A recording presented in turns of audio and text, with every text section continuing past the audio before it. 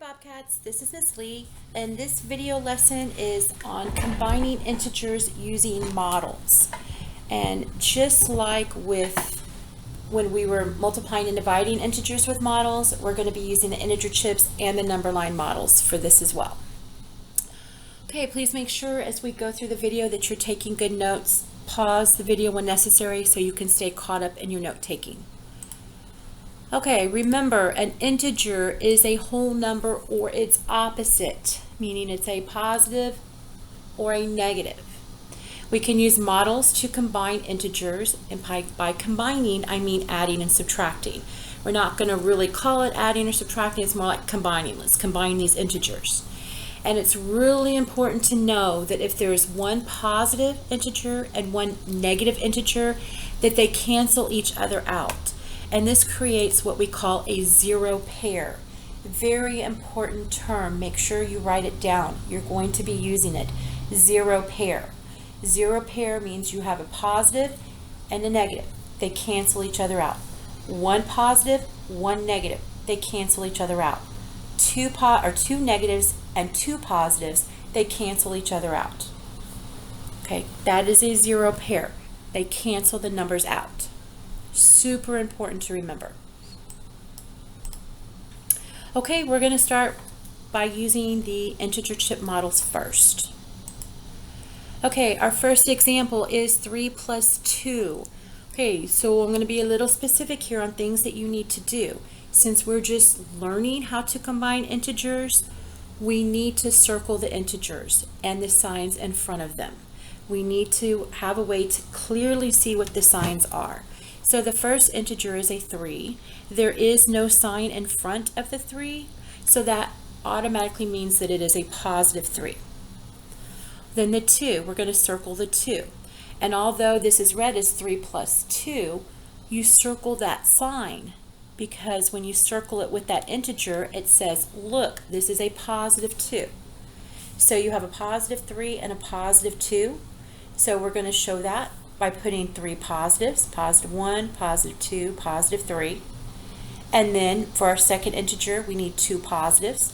So positive 1, positive 2. We've actually made a little T-chart here. One column is for us to put our positive integer chips. The second column is to put our negative integer chips. Now we ask ourselves, okay, are there any zero pairs? Well, remember, a positive and a negative make a 0. There are no negatives, so there are no zero pairs.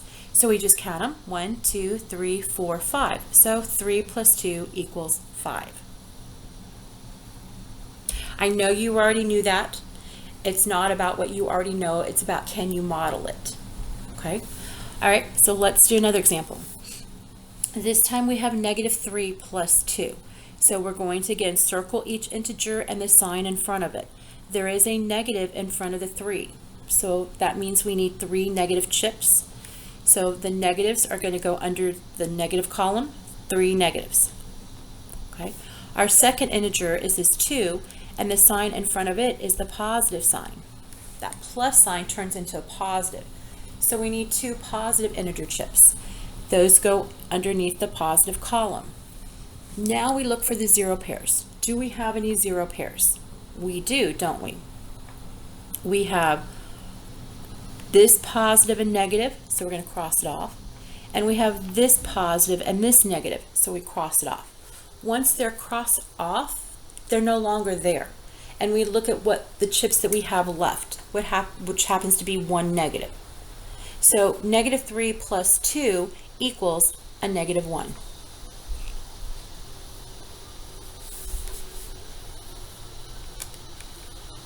Okay, let's try some more. We're going to circle each integer and their sign.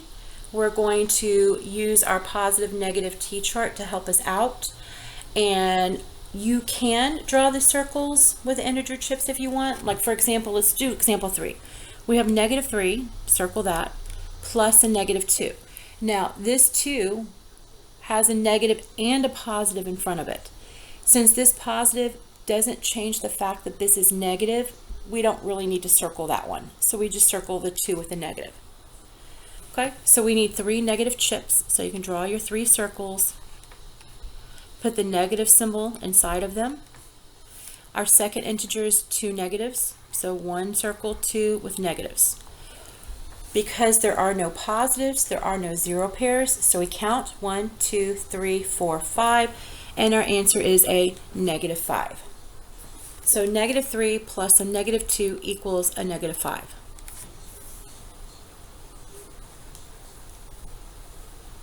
Okay, so I'm going to reset the page. If you need to pause it real fast to write this down, do it.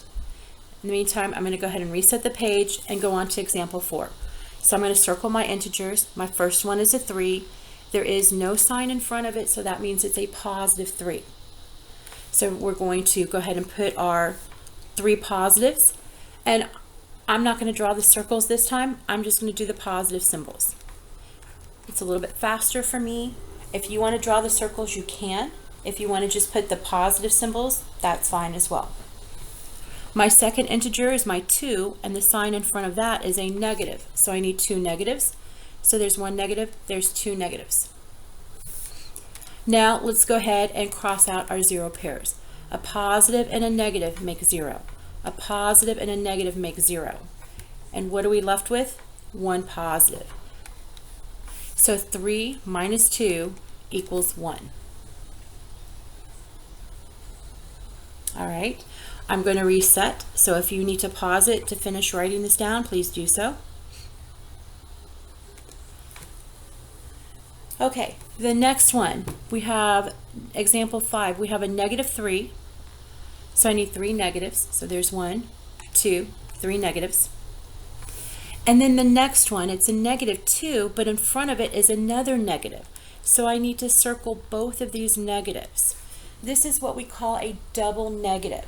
It's where you have 2 negatives next to each other, and what you can do when you have a double negative is you combine them and make a big plus sign.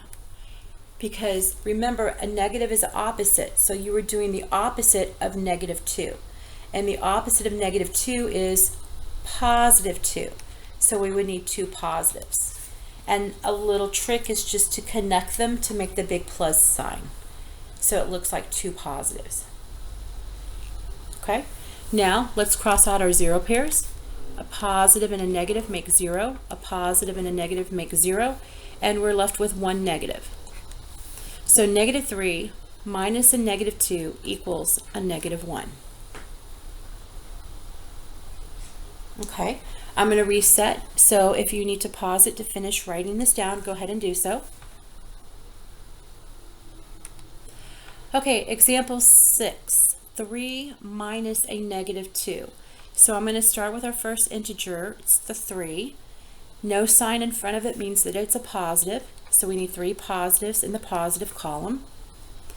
Then our second integer is a -2, but it has another negative in front of it.